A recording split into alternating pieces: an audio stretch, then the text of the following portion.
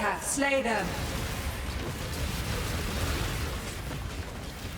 I have a powerful entity perish. Do not. You will know pain. No meaning here. Your pain will Do not leave me untouched. Grip of the infinite.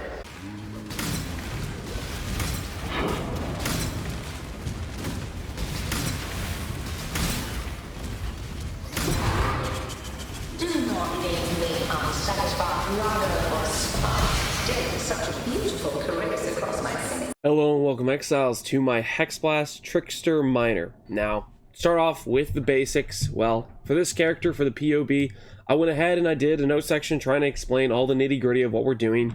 Simple stuff like, hey, why are we using Hexblast on mines? Well, Hexblast is an extremely slow cast rate skill.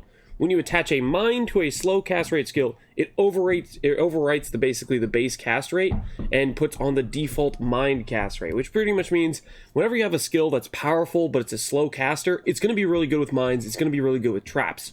Why mines over traps?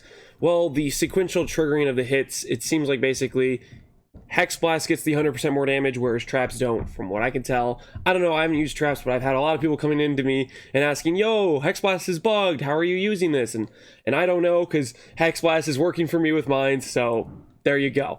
Anyways, why Sandstorm with Hexblast? Hexblast has a really bad crit chance. Sandstorm allows us to fix that. Hexblast starts at 4 base crit, lowest spell crit in pretty much the whole game, except minus Heralds, and that's a little bit different case. Sandstorm doesn't work with Heralds. But it takes a 4 base crit all the way to 11. That's like close to 200% more crit chance on your helmet alone. That is insane value. And good news is Sandstorm is really common and it drops all the time from the unique boss in Sanctum. So it's a cheap helmet and pretty much the only mandatory piece is very, very affordable.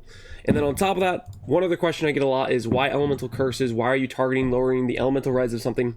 Hexblast chooses its damage based on whatever res is lowest. So if the lowest res is fire, for example, that means stuff like elemental penetration become a benefit because we're doing our damage based on fire resistance and we're penning that fire res and we're lowering the fire res with flammability and we're lowering the fire res with elemental weakness. It's harder to target chaos res. There's not too many things in the game that lower chaos res, and that's why we do that.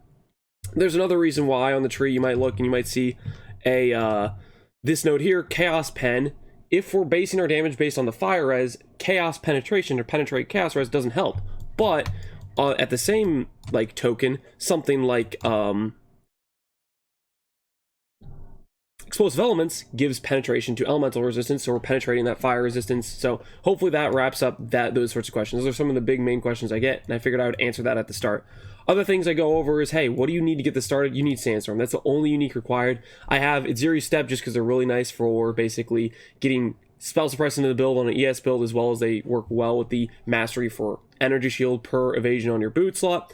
And on top of that, I have Itziri's Reflection. This is also not mandatory. This is solely a feels good item. This is I run no matter what map mod I get. Curses don't matter. I don't care. I run it. I have fun.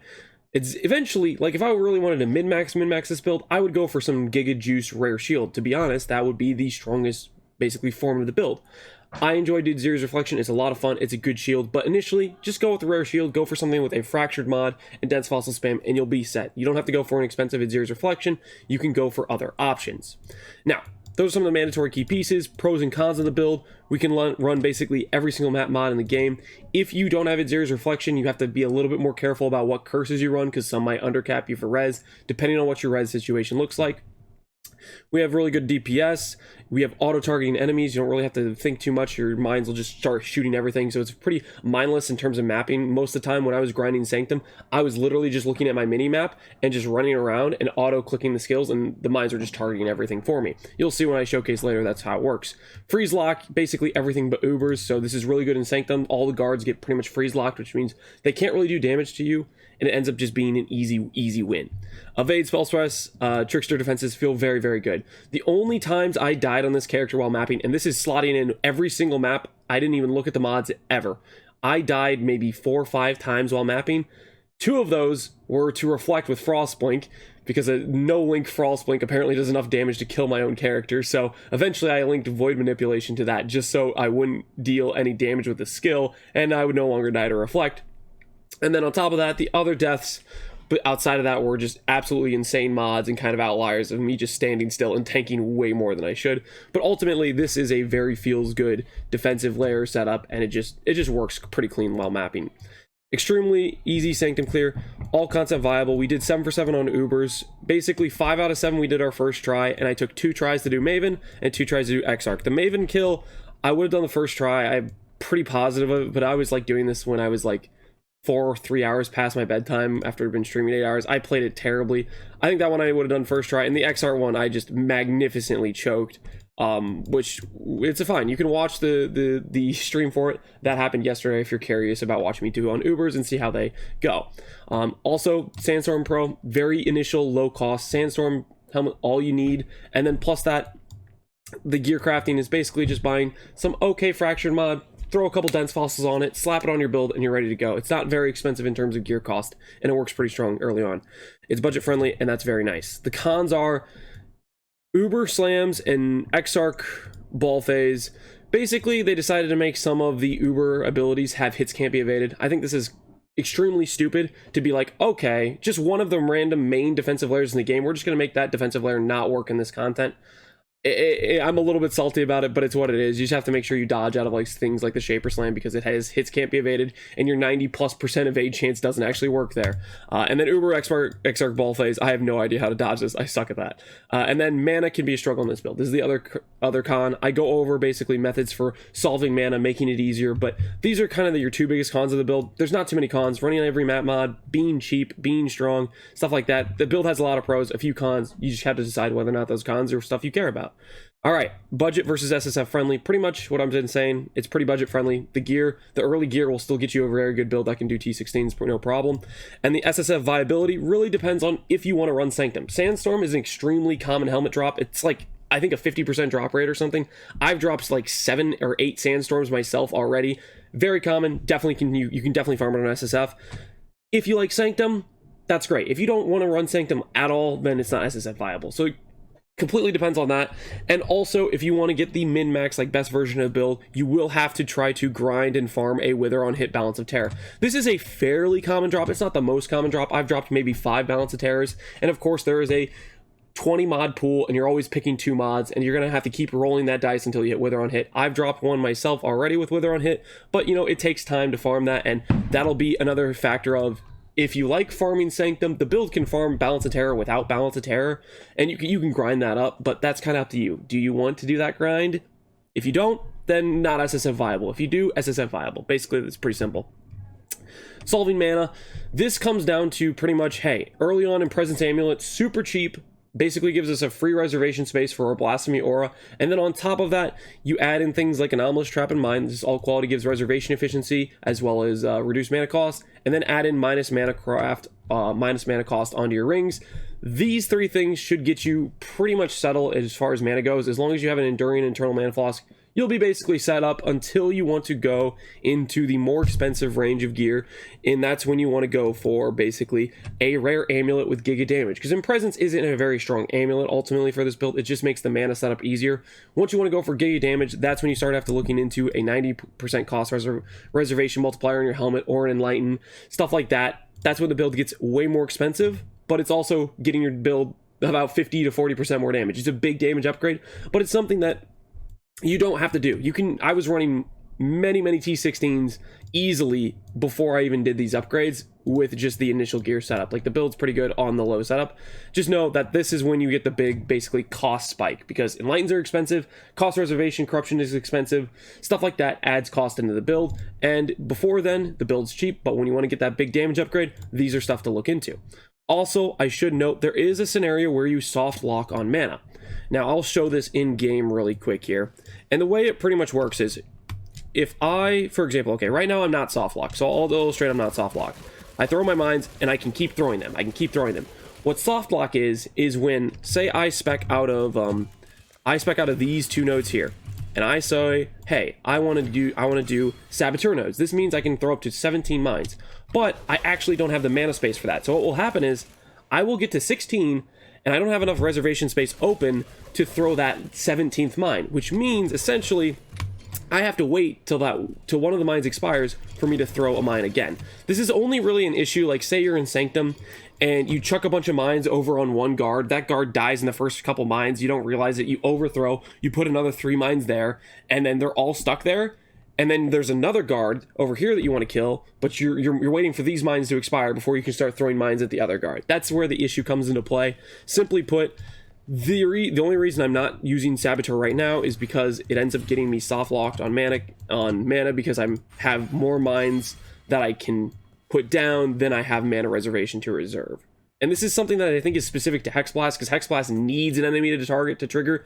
I'm pretty sure other skills might not have this issue, but just something to keep in mind. If you're noticing, hey, I can't throw my mines, why can't I throw my mines? You're getting soft locked, you don't have enough reservation space, and your character's trying to throw, essentially, it's trying to throw another mine, but it can't. So it's stuck.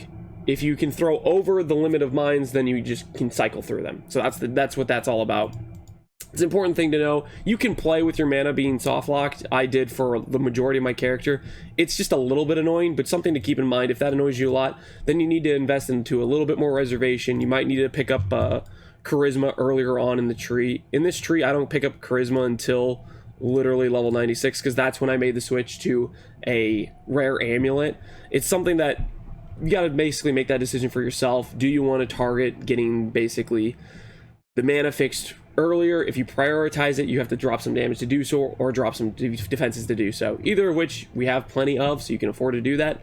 Just note that's what's happening there. Okay, so hopefully that makes some sense. And then ultimately, if you want to get rid of the mana flask, you're gonna have to spend more on gear, and you're gonna have to spend more on basically investment into things like maybe a Clarity's Watcher's Eye, mana plus mana regen rolls on gear, potentially specking into the Dreamer node and getting mana mastery. This stuff is stuff you will have to invest into if you want to get rid of the mana flask. Ultimately, I think the mana flask is worth the power, so I'm going to keep it on my character. But if you'd rather give up some power, you can solve mana completely and get rid of the mana flask. That is your basically giving you the option. You can do it. This is how you do it. Leveling, just basically some leveling gear I'd recommend, and then how I'd recommend swapping. I wouldn't pick up Hexblast until you get the Sandstorm helmet. It's like level 52 or 54 or something. Until you get that helmet, your crit is just going to suck, and I'd recommend doing something like Pyroclast Mine until then. So that's all that's happening there. Did I just break my... Hopefully I didn't break my leveling section. Whatever. Gem links are pretty simple. I use Swift Assembly. Minefield's a bit more damage. I think Minefield is clunky as hell. If you are fine with Minefield and you like playing with it, then use Minefield. That's up to you. Also, Awakened Added Chaos is not mandatory. I'm pretty sure crit damage support might even be better damage than Awakened Added Chaos. The only reason I opted to use Awakened Added Chaos, it was like 1 mana cost less for me when I swapped them both in and out. But I've changed so many things since then. For all I know, they might be basically the same cost at this point. I don't even know. But really, if this is too expensive, if the level 5 gem is too expensive, don't worry about it. Just get yourself a crit damage support and you'll do basically the same damage. It'll just be like 1 mana cost higher. Other things, Flame Dash versus Frostblink. Flame Dash, good for Ubers. Frostblink, I think in my opinion, better for everything else. It's up to your opinion. Use what you love. Detonate Mines, why is this in the build? It gives us a little bit of detonation speed if you have quality on Detonate Mines. It's just a way to get some detonation in this build without speccing into it. All this stuff, kind of just read through it, figure out what you want to do. Other things I go over are flasks, amulets, shields, crafts, stuff like this. Hopefully gives you a good idea of how to gear up the character, and really it's pretty simple for the most part. The budget is pretty much always buying something off trade with a fracture, or basically something that already has some decent rolls, and then either dense fossil spamming or just benchcraft and use. You don't have to go for expensive stuff. This stuff works pretty easily on with just second rate gear. And another thing I should say is for min-maxing or basically upgrading the build, right now I've been using Bomb Specialist. Say this goes up in price, there are many other good nodes you can go for, or even just using rare jewels if this stuff gets too expensive. Ultimately, the way it works is Bomb Specialist is probably the best for clear. Demolition Specialist is probably the best for DPS. Born in the Shadows is best for tank. Pyromaniacs is the best for sustain. Really, just use what is maybe a cheap Forbidden Frustrating Jewels. All these notables I listed here are pretty good ones to use. If they're cheap and affordable, go for it. If it's way too expensive out of your budget, just get some rare jewels with crit multi and percent ES. Ultimately, this is not going to make or break the build. I could take Bomb Specialist, I could just remove these jewels from my build and it would still be able to do Ubers. So it's not like, this isn't making or breaking the build or sort of thing. Don't feel like it's a mandatory requirement. It's just not. So yeah, hopefully that breaks down the build. I basically went through, did some decent trees, and then so you have 16 all the way to 96, and you can work with that and do whatever you think feels right.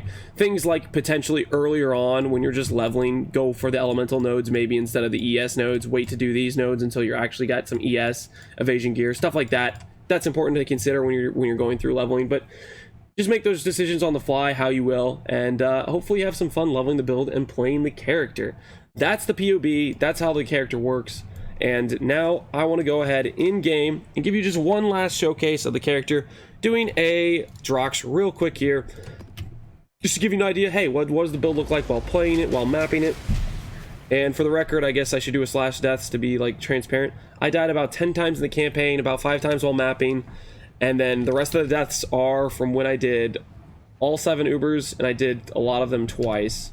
So I've died a total of 45 times to get to a 96 character. For me, that's pretty good, especially when doing 7 for 7 Ubers and doing a lot of them twice, especially considering, like, I did a Maven and Exarch where I bricked all 6 portals, and that's 40, or not 40%, that's like 25% of my deaths on the character, right?